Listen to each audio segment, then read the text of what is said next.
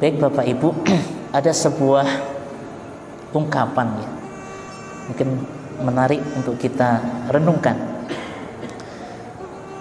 Man ahsana suhbatal Quran, ahsanallahu suhbatahu.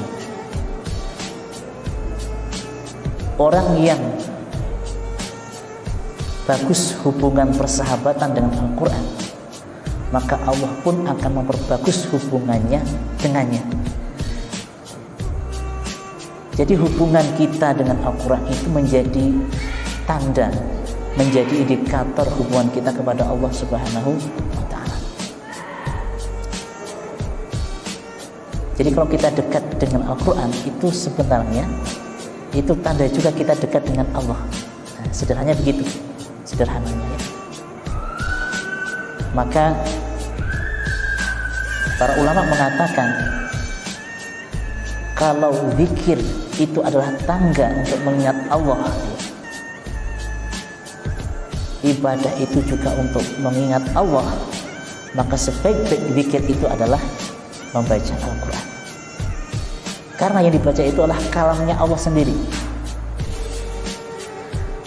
Maka orang yang baik persahabatannya atau suhbatul Qurannya itu menandakan bahwa Allah juga akan menjaga hubungannya Allah dengan orang itu dengan sebaik-baiknya juga. Maka dalam satu hadis Nabi yang sering kita baca, Iqra'ul Quran, kata Nabi, fa innahu ya'ti yaumal qiyamati syafi'an li ashabi. Bacalah oleh kalian Al-Quran, karena Quran itu akan datang pada hari kiamat sebagai syafaat, penolong. Bagi siapa? Bagi sahabat-sahabatnya. Jadi sahabat itu istilah yang sering digunakan oleh Nabi ketika ingin menggambarkan betapa hubungan seseorang begitu dekat dengan Al-Quran. Sahib. Tentu kita ingin jadi sahib Quran yang kelak mendapatkan syafaat Al-Quran. Nah, seorang sahabat itu adalah orang yang selalu di mana-mana itu ingat. Kalau perlu itu ya bersama-sama terus, nggak mau ketinggalan, nggak mau terpisah.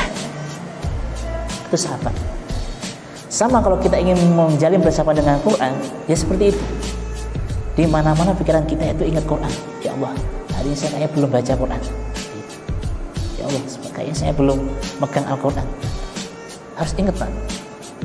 Kalau sehari tidak baca Quran, rasanya kayak ada yang hilang sesuatu itu. Itulah sahabat. Bahkan dikatakan suhbatul Quran ya suhbatu yang tadu hattal jannah. Persahabatan Al-Quran itu persahabatan yang memanjang perjalanan hingga surga. Tidak hanya di dunia saja, sampai surga. Itu suhbatul Quran. Maka doa kita kan, Allahumma ja'al Qur'anana fid dunya qarina. Ya Allah, jadikan Quran itu sahabat qarin, sahabat dekat. Wa fil qabri munisa. Di kuburan jadi sahabat juga Pak, yang menemani kita. Wa fil qiyamati syafi'ah. Di hari kiamat jadi pembela kita, penolong kita. Sampai di surga pun Al-Quran tetap ikut. Dia akan menentukan tinggi rendahnya derajat kita itu nanti Al-Quran di sana. Sebanyak apa kita membaca Quran. Itu sahabat. Itu sahabat sejati Quran itu. Maka sampai surga Pak. Yang tadu hattal jannah. Persahabatnya sampai surga. Tidak hanya di sini saja Pak. Sampai surga. Jadi sangat eman kalau kita yang sudah punya hubungan dengan Quran yang baik, sudah biasa baca Quran 1 juz seminggu, tiba-tiba lepas, eman. Kita tidak tahu kapan Allah mengambil kita Pak. Beliau kalau lepasnya, pas Allah ngambil, kita rugi Pak. Kehilangan sahabat sejati ya, rugi. Kita nggak akan tahu. Maka kalau sudah menjadikan diri kita sahabat dan Quran, terus jaga sahabat itu dengan cara membacanya. Maka Majelis Khatimul Al-Quran ini sesungguhnya untuk itu Pak, agar kita menjadi sahabat-sahabat Al-Quran yang setia saat setia membaca Quran, dan menghatamkannya. Kalau hanya membaca mungkin belum, tapi kalau menghatamkan itu bukti jadi sahabat. Karena Quran itu 30 juz, bukan 1 juz, 2 juz, atau 1 surah, 2 surah. 30 juz. Harus kita khatamkan. Harus kita tengok semuanya.